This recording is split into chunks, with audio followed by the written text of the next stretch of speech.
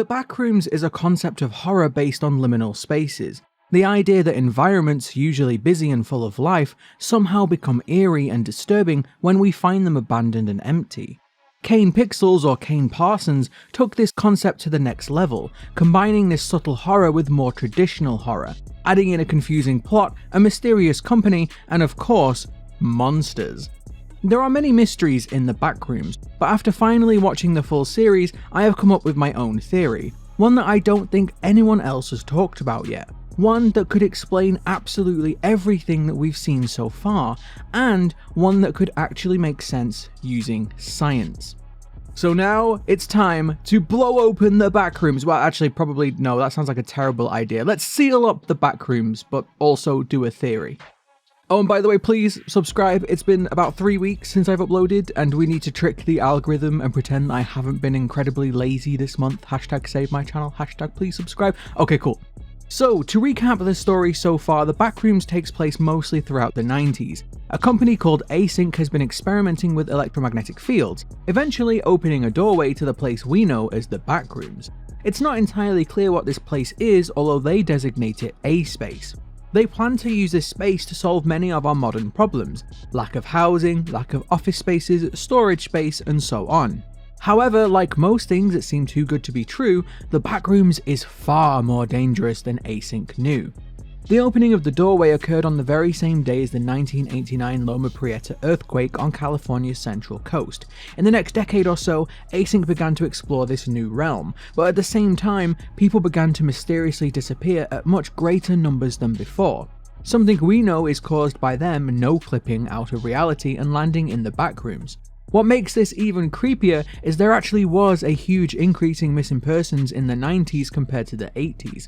The videos we get generally show clips of people inside this mysterious place, either the scientists or the unfortunate souls that end up trapped down there. The Backrooms are already maze-like, with weird room layouts, random objects, and physics that don't seem to make sense. Not only that, but there seems to be things left behind. Tools, ladders, equipment, even entire houses with no one left alive to use them. But if that isn't horrifying enough, we see several of the people get chased by some incredibly strange monsters. These creatures all look slightly different, but they are all shadowy, fast moving, and can seemingly replicate the sound of human speech.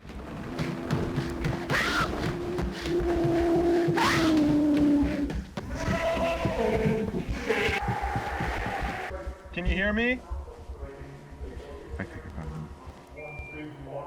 Sorry, can you repeat that? Marvin? That's not a person.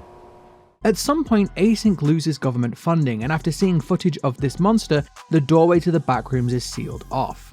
However, this doesn't mean that people aren't still no-clipping in there, possibly even until this day. This is only the tip of the iceberg when it comes to the mystery though. There are a number of things in the Backrooms that don't make sense. Well, even less sense. For example, we have dates of the footage used in each video. Pitfalls was recorded in 1990, yet we hear part of a news broadcast from 2015. Do you copy? Repeat, Marvin, do you copy? This is Marv. Do you think that your current president, President Castro, will come visit the United States? The unlisted video named Simpson seems to be recorded from the live broadcast of the episode Bart Gets Hit by a Car, which was originally broadcast in 1991. Partway through that episode, the TV glitches out and we see this advert for Dimacol, which wouldn't air until the year 2000. This gets even more strange when we consider this researcher. This poor soul gets separated from his team by a glitch in informational video. He hears some sort of commotion, something that sounds like voices. His team though can't hear it, and when he tries to catch back up to them, they vanish entirely. He eventually finds his way to the control room, the event that triggers the alarm in presentation. The thing that makes this part creepy though is that he reappears months later. What seems like a few hours for him turned out to be much longer for everybody else. Thanks MatPat for pointing this one out, but I have a slightly different interpretation. We will come back to this part, so put a huge red pin in it for now. The second big mystery are the monsters. They don't seem to make sense. They have very strange forms, often with very skinny limbs that don't look like they could support much weight. They make horrifying noises when disturbed, and they even seem to be able to replicate human speech. Again, looking at MatPat's interpretation, he seems to think that they are bacteria. In autopsy report, the scientist remarks on some strange details with this dead body. The decay of the body has been stopped in some areas, and the man is host to some very strange cultures that are similar to Hay bacillus. Hay bacillus is the bacteria you can find in the gut of ruminant animals and humans, a bacteria that should be harmless. This is most likely the man the researchers find dead in Missing Persons. I actually agree with this part, but I think I can explain this even better. Better than MatPat. That's a bold claim, I know. The third point that needs explanation is why exactly is this space full of discarded objects? Why does it feel like people have been here before? Why are there entire houses here? We can assume that these researchers are the first humans in our timeline to enter the Backrooms willingly, so how and why have these things been brought here? Well, brace yourselves because my explanation might just blow your mind. This theory came to me when I was trying to figure out exactly what the Backrooms is. In the latest Backrooms video, I Remember, we get a monologue from an unknown character. During this speech, the background offers a very visually striking display. The images appear to duplicate or fold in on themselves, almost like when you hold a mirror to a picture. This really comes to a head when you see the researcher in his hazmat suit, almost being duplicated by this process. But this is not the first time we have had something related to mirrors though. In the house in Pitfalls we see these signs that have mirrored text, something very strange indeed. And even the hidden text you can find in several videos is mirrored. So why all these mirror references? Well, I believe that the Backrooms is the space between our dimension and our mirror dimension. No, not that mirror dimension, although if you look at the visuals there is definitely a similarity there between these two. But no, I'm talking about a dimension that is a mirror to our own.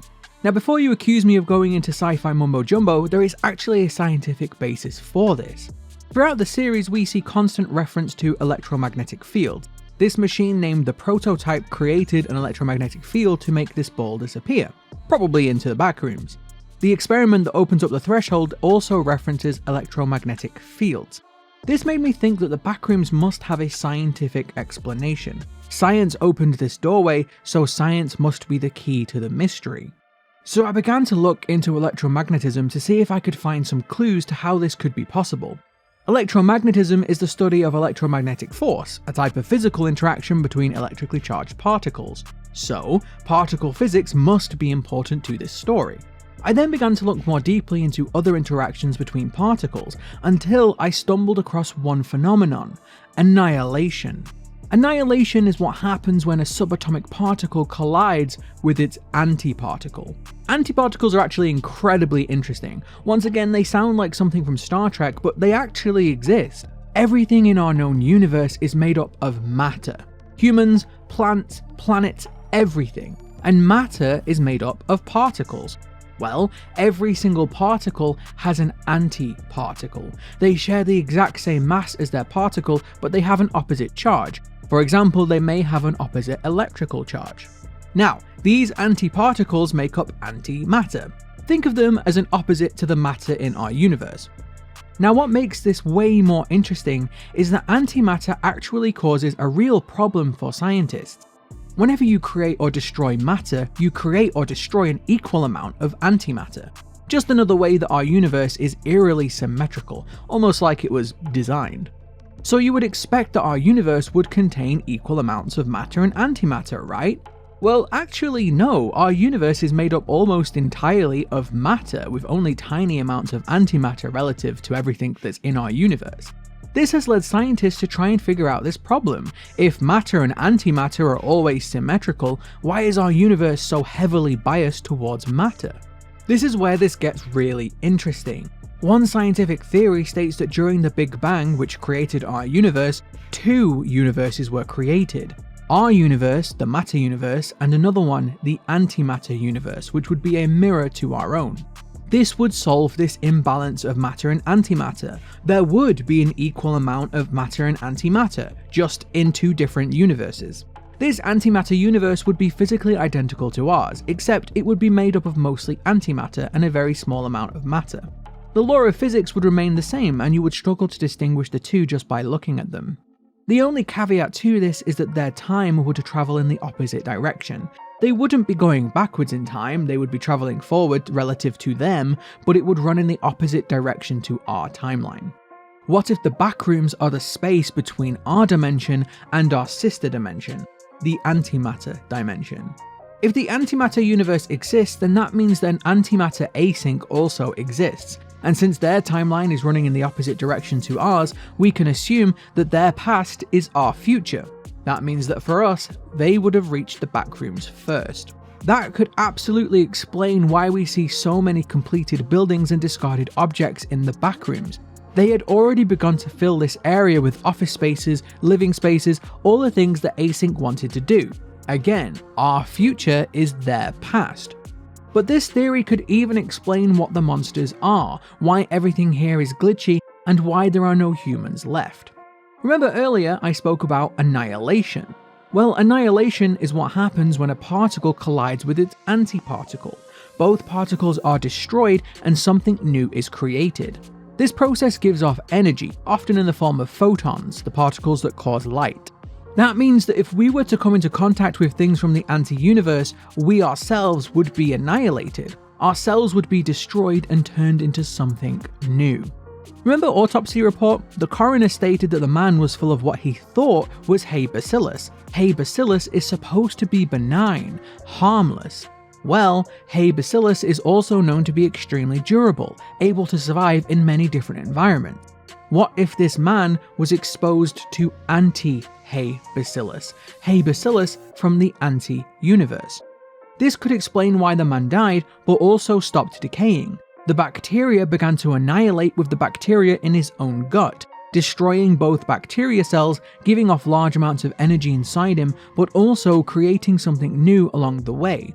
Imagine millions of tiny little bacteria bombs going off inside of him. These bacteria, after the annihilation process, would have created a brand new bacteria, which is exactly what these monsters are.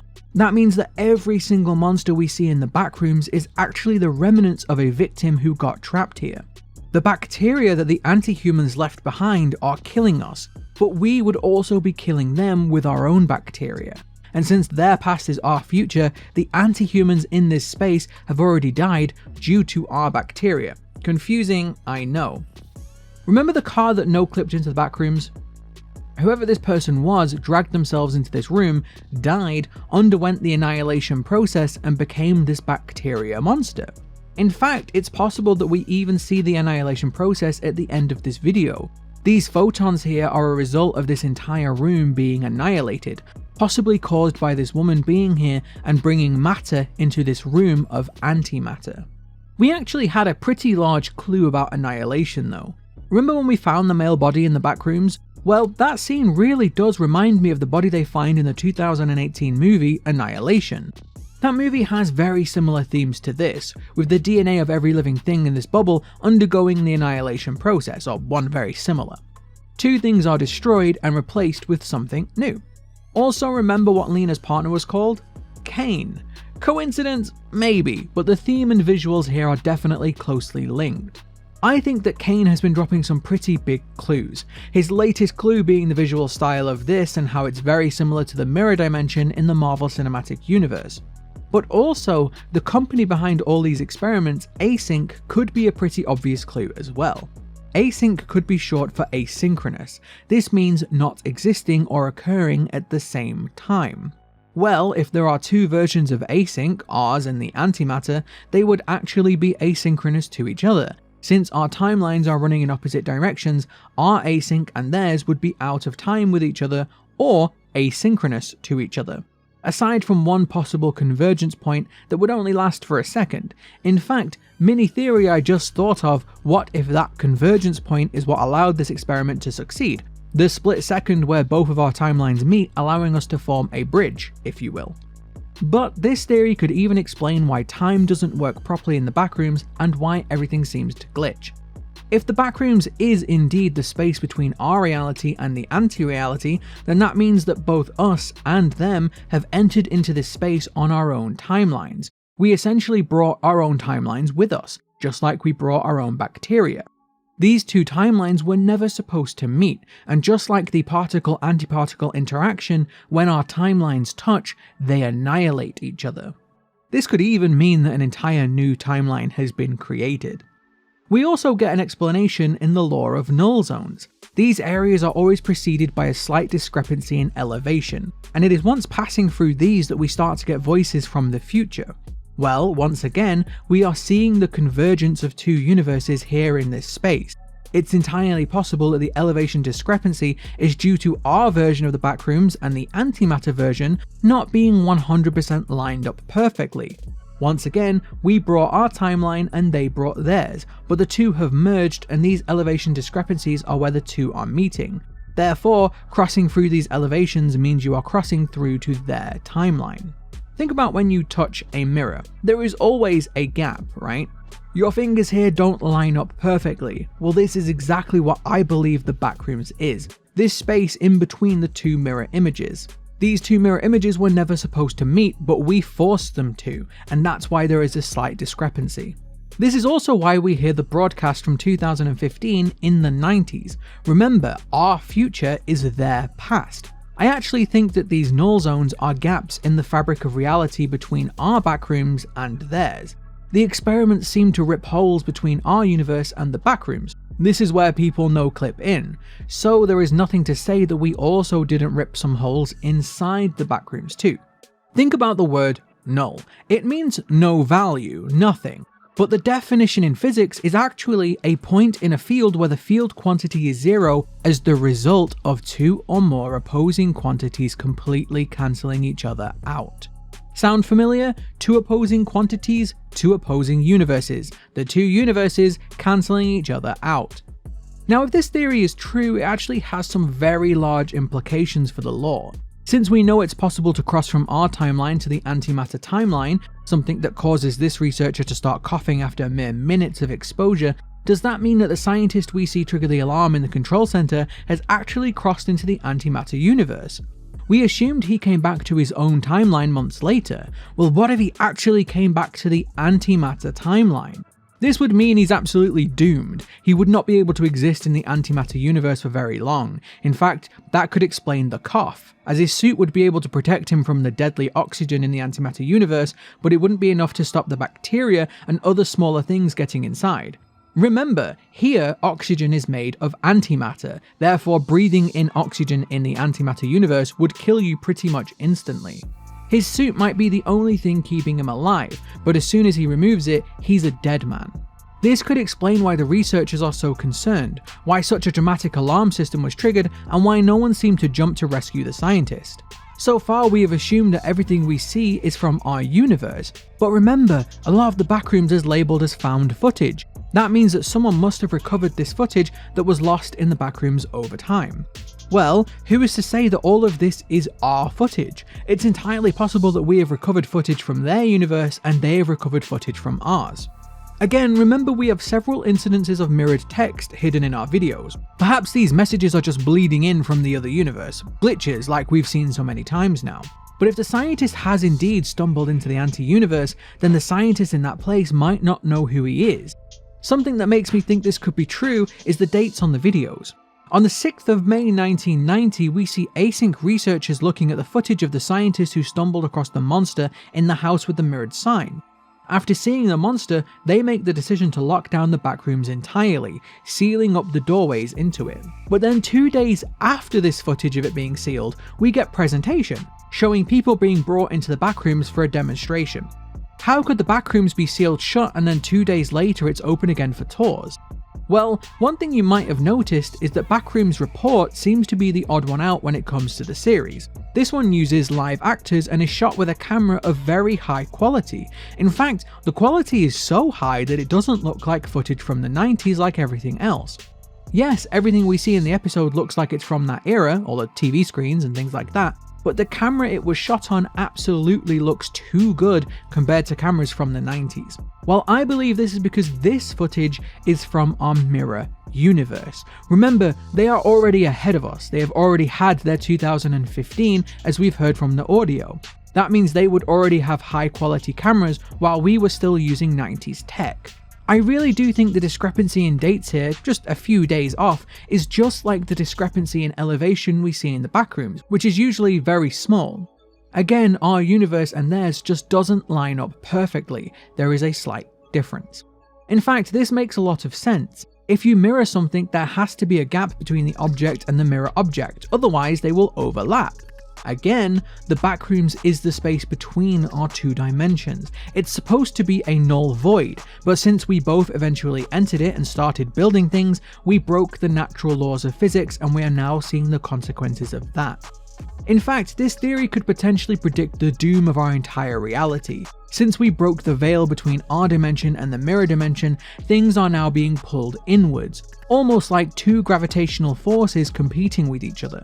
This could be the beginning of our two dimensions folding inwards onto each other, both being pulled inwards into the Backrooms, both eventually cancelling each other out in total annihilation, leaving nothing but a void universe once again. Or, alternatively, something completely new. So the Backrooms is a space that should never have been entered.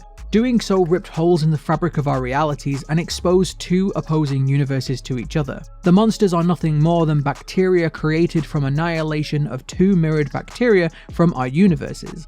The Backrooms is in a constant state of flux between two timelines, and everything we see abandoned in those depths was left behind from the antimatter version of Async, our future colliding with their past. By entering the Backrooms, we cancelled each other out, leading to the annihilation of anyone who enters and comes into contact with remnants of the other side. I hope you did enjoy this theory. I'm pretty confident that I'm on the right track here. Maybe I got small details wrong, but I feel like the overall theory perfectly explains everything quite nicely without taking away from the existential horror. If you did enjoy this video, don't forget to give it a like, and let me know down in the comments below if you want me to cover more Backrooms theories. I really enjoyed making this one, so I'd be happy to do more. Thank you very much for watching, and I will see you next time.